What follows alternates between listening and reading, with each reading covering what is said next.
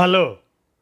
కానమోకు కథావచనం మోహనవచనం పరిజ్ఞాన హితభాండం నిత్య చదువరి. శ్రోతలకు ఆహ్వానం, నమస్కారం. చదవదగునెవరు రాసిన తదుపరి చదివిన వెంటనే మరువక పలువురికి వినిపింపబూనిన అది ఏ పరిజ్ఞాన హితభాండమవుపో మహిళ మోహనవచనమై విరాజిల్లు. పరిజ్ఞాన హితభాండం లక్ష్యం ప్రతివారీ సమాచార హక్కు. ఆస్ఫూర్తితోనే ఇప్పుడు ఉపాధ్యాయుల ఆవేదన ఈ విధంగా ఉంది. సిలబస్లో చేర్చని నిశ్శబ్ద ఘోష, ఉపాధ్యాయుని అలసట అనే ఈ అంశాన్ని మన కానమోకు కథావచన శ్రోతలకు మీ కానమోకు స్వరంలో ఉపాధ్యాయుల మనోవేదనగా వినిపిస్తాను. ఇప్పుడు వినండి. సిలబస్లో చేర్చని నిశ్శబ్ద ఘోష, ఉపాధ్యాయుని అలసట. ఇక వినండి. ఒక ఉపాధ్యాయుడు తరగతి గదిలో నిలబడతాడు. డజన్ల కొద్దీ విద్యార్థులు ముందు వరుసలలో కూర్చుంటారు. కొందరు శ్రద్ధగా వింటున్నారు, కొందరు ఆలోచనల్లో మునిగిపోయారు, కొందరు నిద్రమత్తులో ఉన్నారు, మరికొందరు గొడవల్లో ఉన్నారు. కానీ ఈ మొత్తం దృశ్యంలో ఒక నిశ్శబ్దమైన అంశం దాగి ఉంది. ఉపాధ్యాయుడి అలసట. ఈ అలసట కనిపించదు, అనుభూతి చెందదు, ఏ పథకాలలోనూ లేదా విద్యా విధానంలోనూ రాయబడదు. ఈ అలసట కేవలం శారీరకమైనది కాదు, మానసికమైనది మరియు భావోద్వేగమైనది కూడా. ప్రతిరోజు సమయానికి పాఠశాలకు చేరుకోవటం, డజన్ల కొద్దీ పిల్లల మేధోస్థాయిలు, సమస్యలు, ప్రవర్తనలను అర్థం చేసుకోవడం, వారిని అందరినీ ఒకచోట చేర్చి సామరస్యంగా ముందుకు నడిపించడానికి ప్రయత్నించడం, ఇవన్నీ చేస్తూనే సిలబస్ను సమయానికి పూర్తి చేయటం, ఫలితాలను సాధించడం, రికార్డులను నిర్వహించడం, తల్లిదండ్రుల ప్రశ్నలకు సమాధానం ఇవ్వడం, సీనియర్ల సహేతుకమైన మరియు అహేతుకమైన అంచనాలను అందుకోవడం, ఇవన్నీ ఉపాధ్యాయుడిని లోపల నుండి నిశ్శబ్దంగా అలసిపోయేలా చేస్తాయి. కొన్నిసార్లు ఉపాధ్యాయుడు వ్యక్తిగతంగా కూడా అశాంతితో ఉంటారు. ఇంట్లో సమస్యలు, ఆరోగ్య సమస్యలు, వారి సొంత పిల్లల చదువులు లేదా వృద్ధాప్య తల్లిదండ్రుల మందులు వంటివి. అయినా కూడా వారు నవ్వుతూ పిల్లల ముందు కనిపిస్తారు.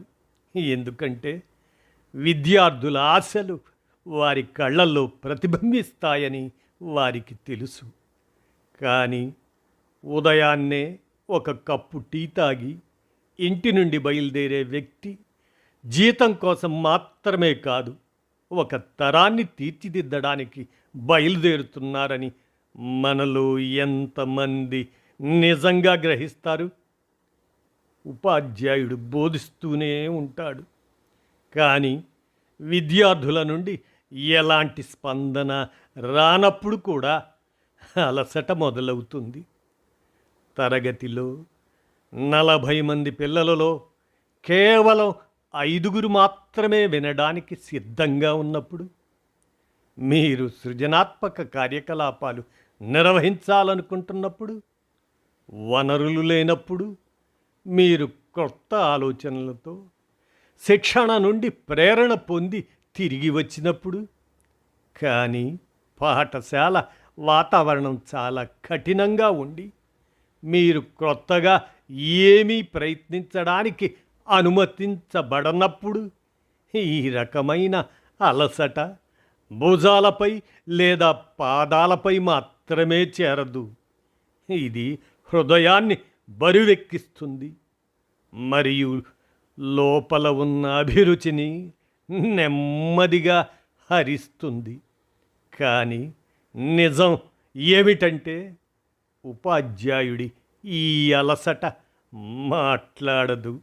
వారు నిశ్శబ్దంగా పనిచేస్తూనే ఉంటారు. ఒకరోజు ఒక విద్యార్థి విజయం తమ అలసట మొత్తానికి ఒక పరిష్కారం అవుతుందని ఆశిస్తూ ఉంటారు. బహుశా ఒక్క తల్లిదండ్రులు వారి కృతజ్ఞతాభావంతో కూడిన చూపు లేదా ఒక విద్యార్థి హృదయపూర్వకమైన ధన్యవాదాలు వారి స్ఫూర్తిని తాజా చెయ్యవచ్చు. కానీ అది నిజంగా సరిపోతుందా? ఉపాధ్యాయుడిని కేవలం జీతం కోసం సేవలు అందించే వ్యక్తిగా మాత్రమే కాకుండా అలసిపోయే, తడబడే మరియు కొన్నిసార్లు వినబడాల్సిన, అర్థం చేసుకోవాల్సిన మరియు మద్దతు ఇవ్వవలసిన ఒక సజీవ మానవుడిగా చూడటం మనం నేర్చుకోవాలి. ఉపాధ్యాయులు భవిష్యత్ తరాలను ఆత్మవిశ్వాసం, నైతికత మరియు విజ్ఞానవంతులైన మనస్సులుగా తీర్చిదిద్దాలని మనం నిజంగా కోరుకుంటే, అప్పుడు మనం మొదట వారి అలసిన ఆత్మలకు విశ్రాంతి ఇవ్వడం నేర్చుకోవాలి. మనం వారి మాట వినాలి, వారికి అండగా నిలబడాలి మరియు వారి కోసం కూడా సమయాన్ని కేటాయించాలి. ఎందుకంటే ఉపాధ్యాయుడి జ్వాల ఆరిపోతే మరే ఇతర దీపం ఎక్కువ కాలం వెలిగి ఉండదు.